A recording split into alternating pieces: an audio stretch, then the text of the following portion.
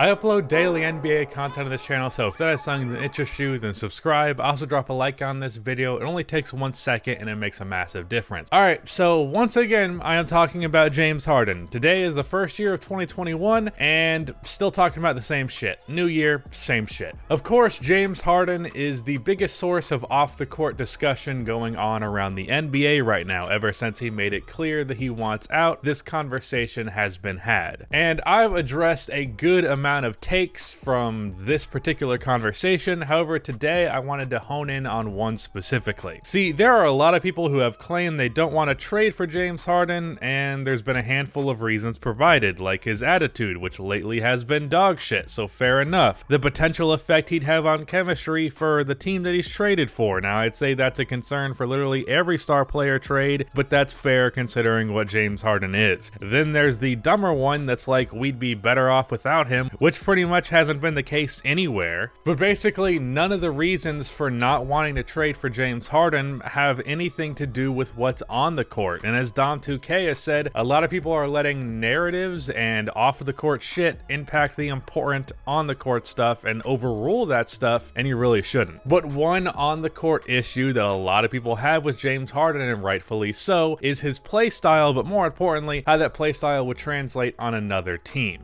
As I said, having an issue with this is fair. However, the way this is often framed, I feel, is unfair. If you want to make the case that Harden won't be able to change from what he is now, I disagree, but I think that's a reasonable position to have. But there's a lot of people who seem to have the opinion that Harden was always the kind of player that he is today, when in reality, his play style that he currently has really only existed for 4 seasons going on 5. So today I'm going to talk about how James Harden was actually quite a bit different of a player in the past, and how that could mean that he's going to be able to change for whatever team trades for him.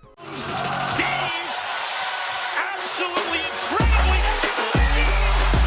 with the acrobatic alley-oop.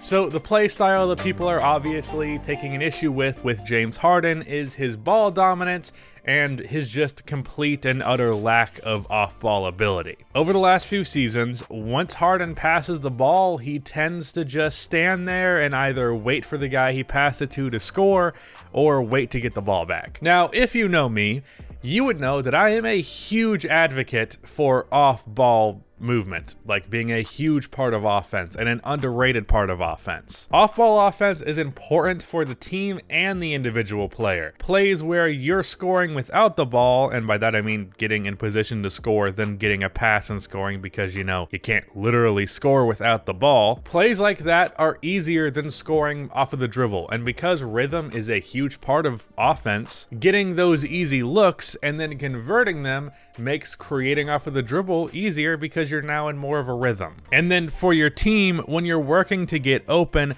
that keeps the defense focused on more than just the ball handler. When you're just standing there with a bunch of teammates just standing there, the defense basically gets a break, because they can also just stand there and get ready to bring help if the ball handler comes if necessary. When you don't move without the ball, you make defense easier for the opposing team and thus make offense harder for your team. So it's fucking important. It also matters for predictability. When guys are defending James Harden and he doesn't have the ball, they know he's not a threat to cut to the basket. They know he's not going to run around a bunch of screens to get an open jump shot. He's just going to stand there, and then they can pick their defense back up when he gets the ball again. Harden not having an off-ball ability means that he can only really score on ball, and defenses only have to worry about that, and that makes him a whole lot more predictable. Oh, I wonder what James Harden's going to do on this possession. Let me guess. He's either going to A, drive inside and try to draw a foul, or take a step back 3 where he'll probably also try to draw a foul. That's really been the biggest problem for James Harden for the last 4 going on 5 years, because he's just so predictable because of this lack of off-ball ability. His lack of shooting mid-range shots also contributes to that, and we'll talk about that a bit more in a second. But this is the thing that people who don't want to trade for James Harden are concerned about. They're afraid their team is going to trade for James Harden, he's not going to adapt or change to the previously established offense, and then he's going to make their offense predictable, hijack everything, and it's just going to be a mess. And as I said, I do believe that concern is valid, though I would argue at a certain point, talent is talent. In a case like trading him to the Miami Heat, Jimmy, Harden, and Bam is just something you can't pass up regardless of that, but I do understand the concern. However, as I have been insinuating, these flaws and this play style are not something that Harden has always had. These are not old habits that have just stuck around. This is a new thing. In fact, James Harden between 2012 and 2016 was one of the better off-ball scorers in the league. I wouldn't say he was elite at it, but for a high-volume scorer, he was pretty decent. In those years I specified, Harden had 20% of his twos assisted and just over 50% of his threes assisted, which is pretty standard for a high volume shooting guard, probably a little bit less than the average, but still pretty good. But when you go and compare that to the last 4 seasons of his career, well, just 10% of his twos are assisted and just over 20% of his threes are assisted, a 10% drop off in the twos and a 30% drop in the threes. That is a pretty wild shift. Another area where James Harden took a pretty large shift that also contributes to his predictability was the mid-range shooting. From 2012 to 2016, over 20% of Harden's shots came between 10 feet and just inside the three-point line. For the latter 4 seasons, that number dropped to 8%, and for the last 2 years, it was down to 4%. So Harden went from half of his three-pointers being assisted to just 1 out of every 5. And he went from 1 out of every 5 of his shots being mid-range shots to 1 out of every 25. That's an incredible shift that you just don't see in players' careers for the most part. So what happened? Well, Mike D'Antoni happened. Now, I made a whole video on this topic in the past, specifically about how D'Antoni shaped Harden's career, but I felt it was important to bring this subject back up again in midst of all of this Harden stuff. Because the assumption is that Harden just chose to become the player that he is today, or that he already was this player from the very beginning, and that assumption is just false. Harden didn't choose to become this, he was told to be this. His flaws were not always there, they were cultivated. As for why they were, well, on paper, it did improve the offense for him and the team. Harden averaged 27 and 6 on 60% true shooting in his first 4 years in Houston, and 32 and 9 on 62% true shooting in the last 4. And the Rockets had an average offensive rating of 7th in the NBA in the first 4 years, while it was an average of 2nd in the last 4. So on paper, everything improved across the board. But the thing is, basketball is not just about what's on paper, and that's a lesson that the Rockets have failed to learn over and over again. As we should all know at this point, just because something looks good on paper does not mean it actually translates on the court. The Rockets played a predictable style of basketball that worked in the regular season and ultimately failed at the highest level in the playoffs. This is a tale as old as time.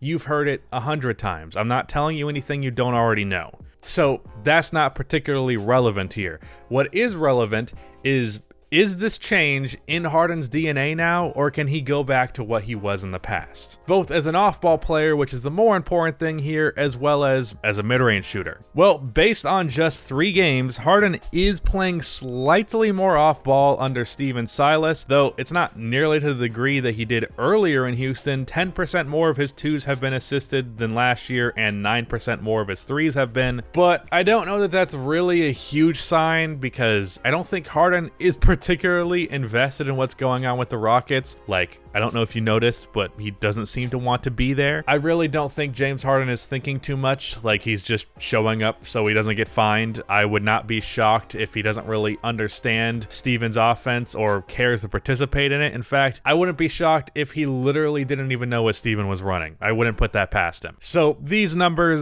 especially being that it's a 3-game sample size, really don't mean much to me. What I do think is good evidence that Harden can shift back to what he was is this clip of Steph Curry talking to Mike Budenholzer at the All-Star game about a conversation that he had with Harden. First thing he said was like, it's fun, bro. I want to play different. Like, yeah. Talking about myself, whatever, hero ball. Like, the people want to play like that. There's a system where they actually can play beautiful basketball. Yeah, So James doesn't actually seem to like the style of basketball that the Houston Rockets have made him play over the past few years. And I would even argue that that's probably part of the reason why he started to get unhappy in Houston. And if this is indeed true, then this combined with evidence of him being a capable off-ball player in the past tells me that The suggestion that Harden won't be able to or even be willing to adapt to a new offensive system is just not true. James wants to play winning basketball, and he knows that the way the Rockets have played over the last 4 years, at least at the highest level, is not that. So I do believe James Harden is going to be willing to adapt to a new system, and I don't think that should be a big concern trading for him. Sure, there's going to be some growing pains, that's to be expected, and I imagine this stuff has been in Harden's DNA for a while. But in the long term, and even in the short term, I think Harden's going to be more willing to change, and I think it's worth taking that risk for one of the 10 best players in the NBA. Shout out to Rudy for editing this video, but that is the end of this video. Please be sure to like and subscribe for more NBA content like this, and cue the outro music.